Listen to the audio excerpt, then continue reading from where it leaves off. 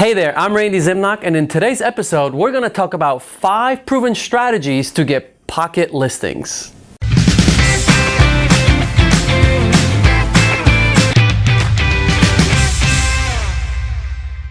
So let's first start with what are pocket listings, right? Just in case you didn't know. So pocket listings are properties that an agent might send you before they actually put it on the market, right? Where then everybody sees it, all the agents see it, the public sees it.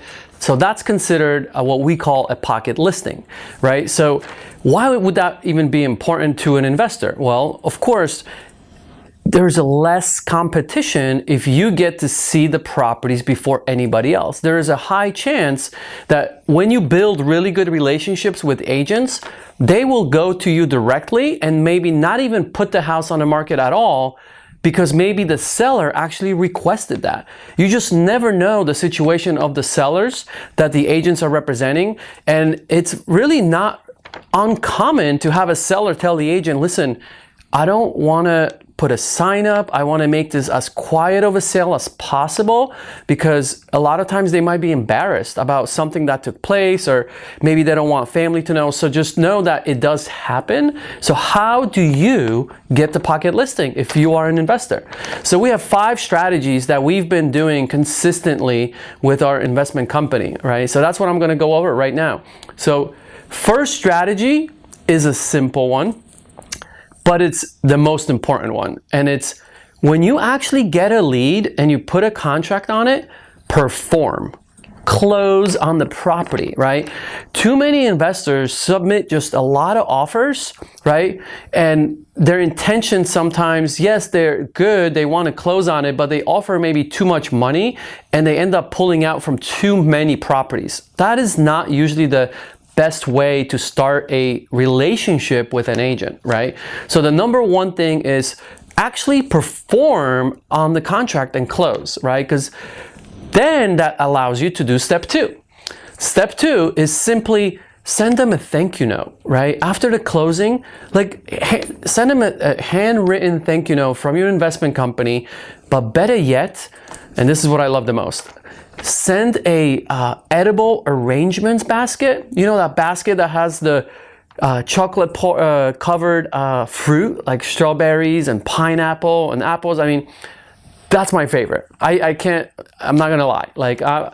I'm a sucker for edible arrangements, and even I receive them once in a while, and it's so rare. And when I do get those, as an example, I will not forget that client, whoever sent it to me. So trust me, that makes a big mark when it comes to standing out, right? As an investor, trying to nurture a good relationship, right? So close, send them a thank you note with an edible arrangement as an example is second. Third would be, hopefully you have a newsletter, right? As an investor, if you're doing this business for a living, most likely you have a database, and hopefully you're sending them a consistent newsletter, maybe once a month. That's what we do. Once a month, our investment company sends out a newsletter to our database, and that database is mainly agents, right? That's really who we want on our database if we want to get pocket listings and more opportunities. But what we do in our newsletter, we actually recognize the agent that brought us the deal, that we closed on the deal with, and we share a little bit of a story about that agent, right? Imagine if you're the agent sending us a lead, we close on the property, you get an edible arrangement basket, and then we send you a newsletter that you're on my list, so you're gonna get that newsletter, and next thing you know, we actually talk about you in a nice way. You'll know about it because we're probably calling you to say, hey, is it okay if we interview for our newsletter, right? And imagine other agents getting that and saying, wow, how did so-and-so make it to this newsletter, right? It starts creating curiosity and saying like, I want to be featured in this newsletter. That's awesome.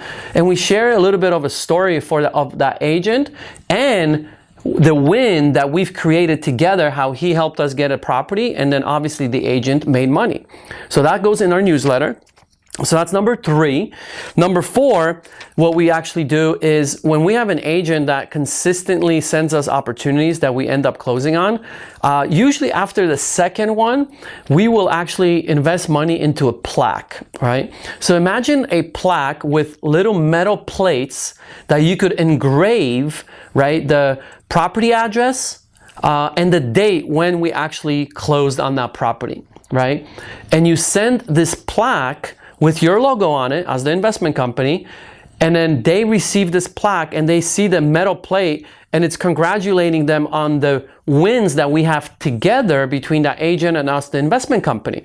And this looks really rich, by the way, so you don't be cheap on this, okay? Invest a little bit of money into this. You might spend maybe, I don't know, 25 bucks for this nice plaque, and then every time they close a transaction, they get a metal plate that they could put in that plaque.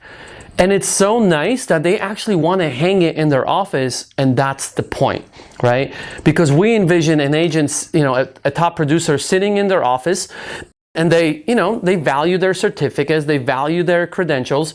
So if they get one of these nice plaques, trust me, they will put it on the wall, and that's the point, right? Every time they walk into the office, they get reminded of who? You, the investment company, right? And they get to see all the closings they had with you. And you remind them every single time you close a property with them by sending them the additional metal plate that they could put right into that next slot, right? So that's tip number 4. And then 5, which we've done as well, is actually put on events, right? So as you start building your agent network, right, at some point you might consider doing maybe end of the year, maybe beginning of the year, an event exclusively for the agents that you've done business with. And I would invite your vendors that you do business with as well, because there's a lot of people are involved in closing a transaction. It's not just the agent, it's the escrow officer, maybe an attorney, lender, title, maybe some of the vendors like inspectors. I mean, invite your peer group of vendors, but specifically the agents you've done business with. And also, you might consider extending an invitation to agents that you might want to build a relationship with, right? So that's something to consider. But this doesn't have to be anything crazy, but think about renting a back room in a restaurant or a bar, like a lounge maybe, on like a weekday, right? Where it's a lot cheaper, and you put on this event as an appreciation event for the people you've done business with. So trust me, if you apply these 5 proven strategies, they will remember you, right? And if you just do it consistently, that's how we're able to get like pocket listings where our job for our investment company becomes easier and easier to get opportunities. And that's how we create a win-win. Analyzing a property before you buy it is obviously very important.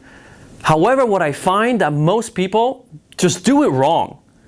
And I know that alone, one mistake could cost you tens and thousands of dollars. It could literally cost you your business.